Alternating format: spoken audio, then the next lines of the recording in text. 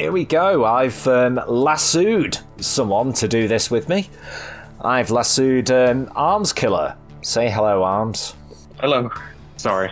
I was a little too gung-ho with that mute button. Yeah, I'm back. There should be less background audio now. Oh, that's fine. That's fine. Arms just went and murdered his entire family. So, what we've got is the Metal Gear Solid tier list. Now, I have borrowed it from... I say borrowed it. I went to tiermaker.com, found one, and then renamed all the tiers. Yeah. We might as well get started. Just briefly, though, before we start, Arms Killer is a regular co-host and good friend of mine. Has been a friend of mine for quite a number of years now. At least 5. He's also the only person I can think of in the known universe who likes the Metal Gear games as much as I do. So that's why I've grabbed him. My excuse is autism, at least. God damn, what is yours? The 5 ranks we've got are Big Boss, reserved for only the highest caliber Metal Gear games.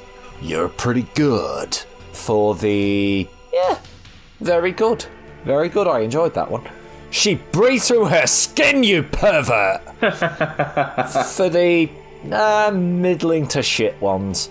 And Skullface for the absolute shit ones.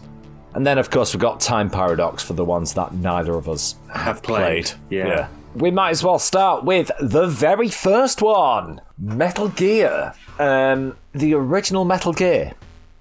Have you played that one? But not enough to pass judgment. Right. In terms of my qualifications to talk on it, I've played through it quite a few times. Twice on stream and 2, maybe 3 times off stream. Go on, what are your thoughts on it then? You know what? Even though I'm a Metal Gear fan, and this goes from Metal Gear 2 as well, I could not get into it. I just personally cannot get into it. I can understand why it's considered as good as it is, but from the amount of times I've tried to play it and just couldn't. Is there anything specific about it? Is there anything...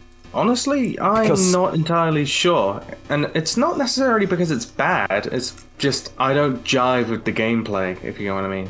The last time I played it was years ago, so I could probably try again and it'll probably change my mind. For me, its biggest problem was its design. Obviously, you know, we can't slag a game off for things they went and improved in later iterations. Especially when it's practically the first of its kind.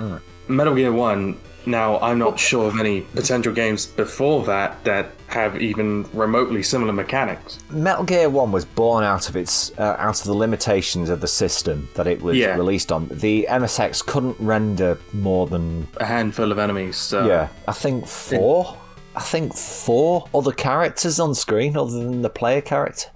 Yeah. So Kojima decided, what if we made it about avoiding those enemies? The way they did that, for me personally, I think it worked. My biggest problem with Metal Gear is a lot of the puzzle elements to it are cryptic as fuck. This is a specific thing just to Metal Gear. The key cards and doors. Oh yeah, I've heard this complaint many a times. So, just like with Metal Gear Solid, certain doors could only be opened by certain numbered key cards. However, in Metal Gear Solid, at least they stacked. So you got keycard 1, you could open level 1 doors. You got keycard 3, you could open level 1, 2, and 3 doors. In Metal Gear, they were all separate cards. Because that just sounds immensely inconvenient. So you end up with 7, I think it is, key cards in your inventory, and the doors that they open have no markings on them. Ooh, so you have to shuffle through all 7. Yeah, but Metal Gear 1, as you've not played it, I'm going to take the lead on this. I'm going to put it in. She breathed through her skin, you pervert. Just because I actually enjoy it as quite a nice little PC game to play. It's just, there's also some other ridiculous things in there, like how you defeat the last boss. When you eventually rescue Dr. Madnar, he tells you how to destroy Metal Gear, and it is just basically LLRR LLRR LLRRL. You're like, what the fuck does that mean? At no point in the game does it tell you that they are which of Metal Gear's feet you're supposed to put a plastic explosive on. What makes it even worse, he misses the very last one out. Wow, okay. And so you have to take a guess at the end. So, yeah, no, it just sounds like a lot of trial and error when it comes to this game. Yeah. One other thing that's just the last point I'm going to make about this game before we move on.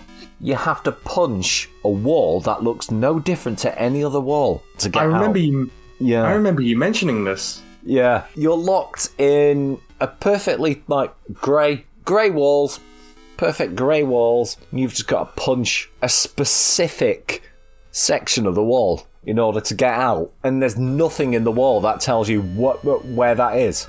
Other than when you punch it, it has a little exclamation mark. Oh. And makes a weird bouncing noise, oddly. When you punch, it makes like a little sound effect. However, when you punch that specific part of the wall, it goes bomb, bomb, bomb. I think, Metal Gear 1's chief problem is most likely just it's a lot of trial and error. Alright, next up we have Metal Gear 2 Solid Snake. I want to dump this into Time Paradox because, as I mentioned before, I've had it for years, I've just never played through it. I've not played it. Just to talk about it a bit more than that, from what I understand is it's basically, in terms of plot and some of the mechanics, very similar to the next game we're going to talk about, which is the big one. Ooh. One of the most famous ones. But yeah, it's basically just imagine that, but on the MSX2. I did start playing it again the other day, but I was half asleep whilst trying it, so I just went right. I'm going to save it here. I'll come back to this, and then just haven't. But yeah, neither of us have played enough of Metal Gear 2 Solid Snake. Yeah,